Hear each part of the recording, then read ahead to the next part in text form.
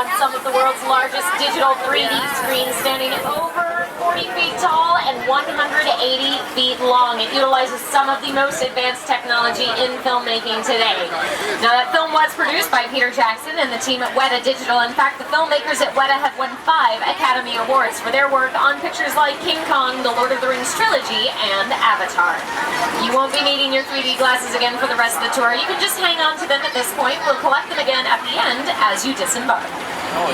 Now, filmmakers do rely on digital imagery to transport audiences to far-off distant lands or places that only exist in our imagination. We use imagery along with our practical sets and effects. Our practical sets, like our metropolitan area, and our practical effects, like the collapsing bridge you can see on the right-hand side.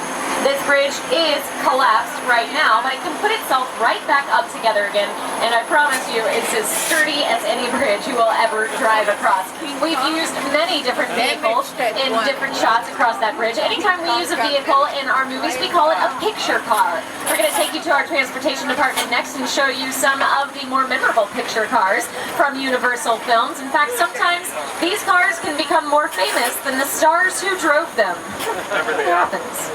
Deathmobile from Animal.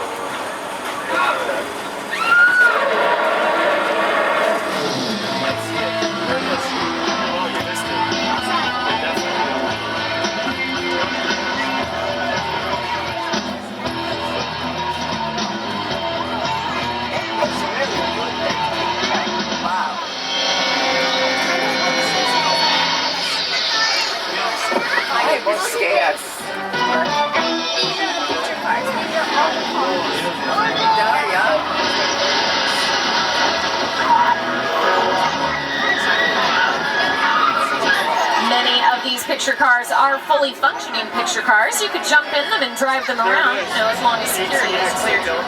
Look at that. We even have the DeLorean from Back to the Future, or I should say one of the DeLoreans used in that trilogy, because they used over a dozen. Some of them were practical cars that you could jump in and drive around. Others were made to simulate flying, so they were made of lighter materials and were not at all practical. Now, it may not be practical, but we have had some fast and furious cars. In fact, we have fulfilled audiences' need for speed 5 times over again with our Fast and the Furious films.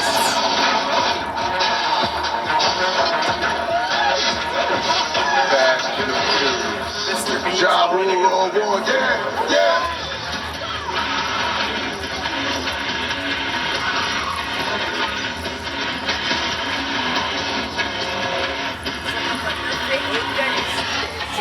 Into our outdoor stage 55, we can show you one of the elements that we use to create the full throttle action-packed sequences you've enjoyed throughout our Fast and Furious films. Got a decked out Tokyo style in here from Fast and the Furious 3 Tokyo Drift. Clear on the set. Let's see the bullet hits. And go. Smoke. Go. Fire. Go. Okay, we're clear for a full run through. All systems check. This one's for real, guys, so watch out. And action.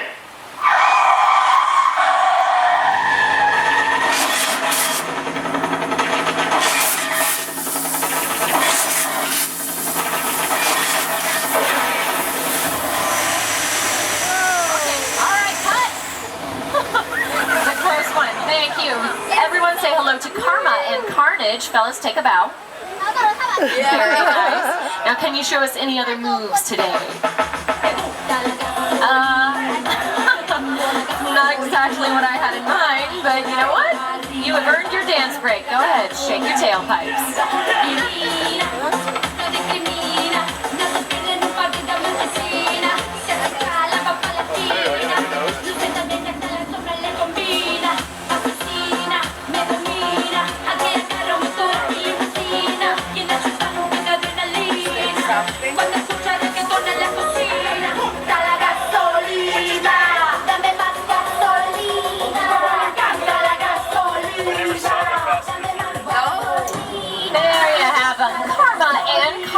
those guys are our motion-controlled robotics. They take incredibly precise direction, repeat performances to a T, and never once question their motivation. It's a director's dream come true. Let's get you away from those mean streets of Tokyo now to an island off the coast of Costa Rica. Ooh, sounds nice, right? Welcome to Jurassic Park. Yeah, who likes dinosaurs, huh? We are bringing you set pieces and props used in all 3 of the Jurassic Park films. They even have dinosaurs in cages on the right-hand side. Oh, dear. Those dinosaurs seem to have escaped, so we'll keep our eyes peeled for them. Meanwhile, on the left-hand side, we have the green mobile unit that was dangling precariously off the cliff in Jurassic Park 3, The Lost World. Watch out! Found the dinos! I remember that part. What's happening?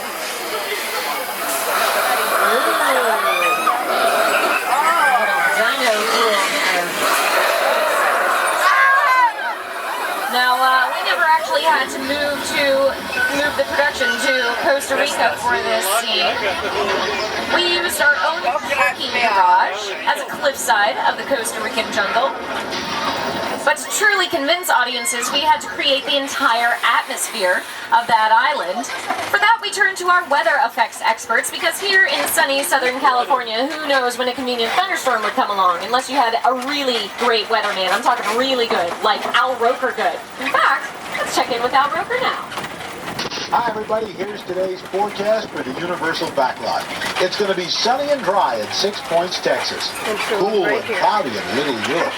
Expect snow and sleet on New York Street.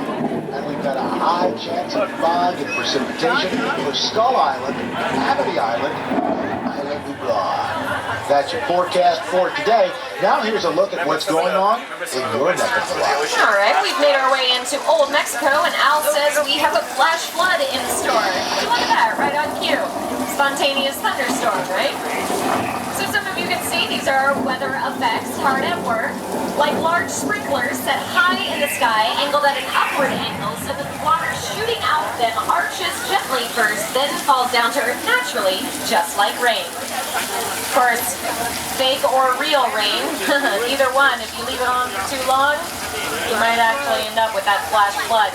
Telltale sign you want to listen for is a low rumble, just like that. Watch out, guys. Here it comes.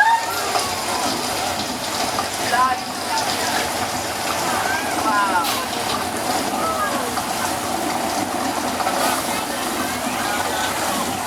Whoa! My goodness. Woo. Now don't worry, we will recycle here at Universal. We are green, pumping that water right back up to the top of the hill and using it to cook the hot dogs in the theme park. No, we wouldn't do that. We just store it in vats, ready to be released on cue for the next production. Perhaps one like Big Fat Liar. Let's take a look.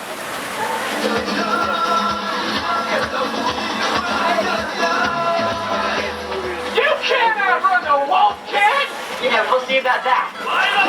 Hang on, funny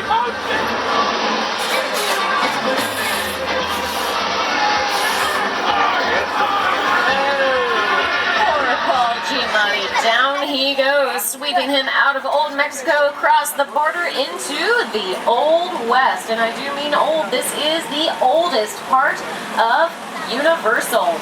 But it's seen many a barroom brawl.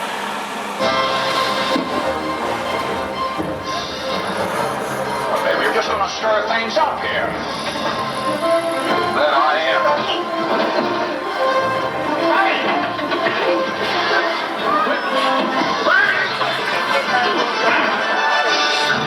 Dare you hit that man?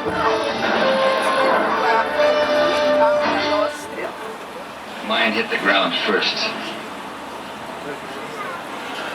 Mine was taller. Had to have some way of keeping track in the Old West. This is, as I said, one of the oldest parts of Universal. Responsible for the beginning of many stars' skyrocketing careers. Here's just a few.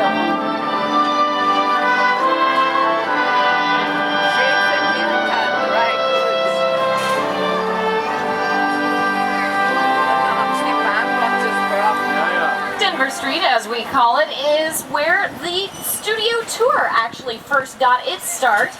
Carl Laemmle, the founder of Universal, actually erected stands just behind those little buildings so that audience members could come in and cheer on their favorite hero and boo the nefarious villain. Of course, that was during the silent film era when it didn't matter how loud the audience was. Now, of course, with the advent of sound, we have to modify the tour. And sometimes we will go silent if there is a production shooting. But other times, we get to travel right through their hot set, which is what we're doing right now in Soundstage 50 here. It's large enough to accommodate our vehicle because it's set up like a subway station. What I mean by hot set is one that is decked out and dressed, ready with all of the props to start production as soon as the cast and crew comes back from their break. Now, looking around, you can see that there's a map that references Golden Gate Park, SF.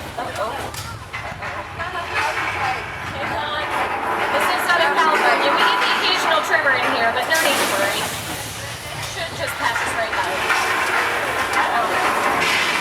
Need more than just a tremor. Seem to have a collapse on our hands on the left-hand side. Watch out, cars 2 and 3. That truck is headed for you.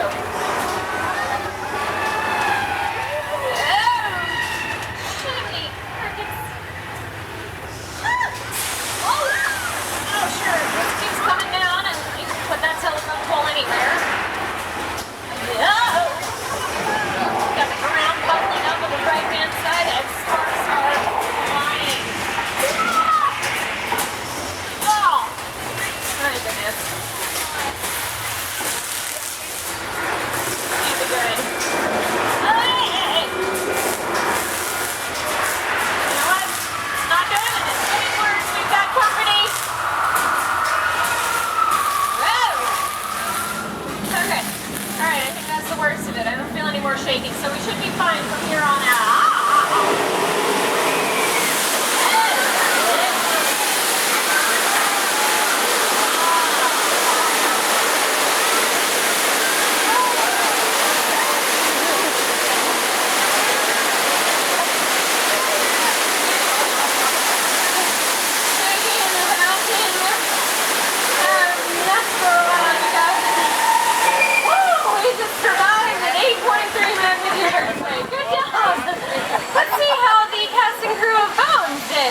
Filmed inside there.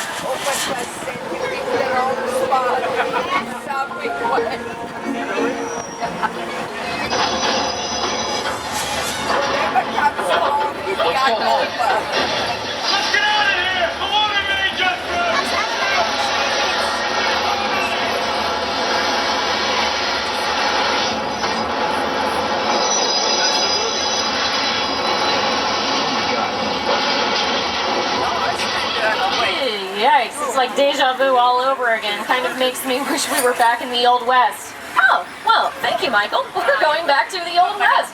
This area is known as 6 Points, Texas, because during the silent film era, we could shoot up to 6 productions on each one of the 6 streets.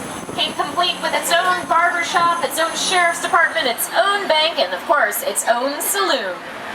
Let's see what else we've shot here recently.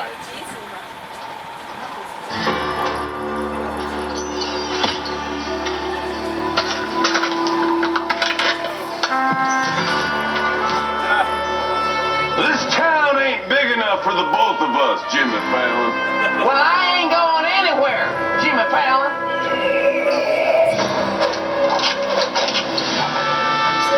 Now look here. Nice folks in this tram don't want no trouble. They just want to check out 6 Points, one of the oldest sets on the Universal line. I hear this is where John Wayne and Jimmy Stewart shot a few of their westerns. That's right. That's where I aim to shoot real. Looks like we got ourselves a Mexican standoff. Lucky shot. Now what say you mount up and get out of town while the getting's good? All right. Well, I'll see you again, Fallon. Oh, you can count on it, Fallon. Again. This is the beginning of a beautiful friendship. We just have to talk it out, that's all. Talk amongst yourselves, Jimmy Fallons. We are going back across the border out of 6 Points, Texas, into Old Mexico. We've shot many different TV shows here, like Community, Crossing Jordan. This first area was used for Paramount Pictures' Indiana Jones and the Kingdom of the Crystal Skull. Harrison Ford and Shia LaBeouf shot their Peruvian village scene here. And the hybrid movie Hop, animated and live action, shot right here as well. We're about to be crowned the Easter Bunny. Look, Dad, I want to drum in a band. I want to see the world. Evie, the Easter Bunny seized every country in one night. Oh, really, Dad? What about China? Oh, it's candy, woman!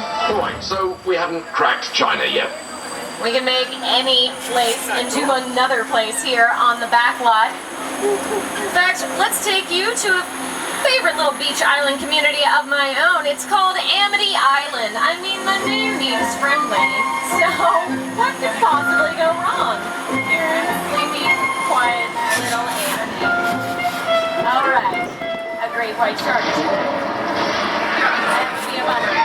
So, we have stationed a police diver in the water to make sure that we get a heads up. I don't think anybody gave him a heads up. Watch out there. Oh no, it's going straight for him. Oh, I can't watch. I just hate it when bad things happen to the bravest, gutsiest guys and you end up with gutsy water. Oh, gross. Michael, if we can move forward here, try to find some sort of shelter behind these flammable gasoline tanks. Actually, we should be okay here as long as we stay on the pier. It's not going to go anywhere, right? Wait, where did it go? Oh, dear. We've got gas spraying everywhere. Oh, one little spark and it all goes bluey. You know what? This could work out for us. Now there's a barrier of fire between us and the shark swimming around out there. He's not going to want to come any closer than that.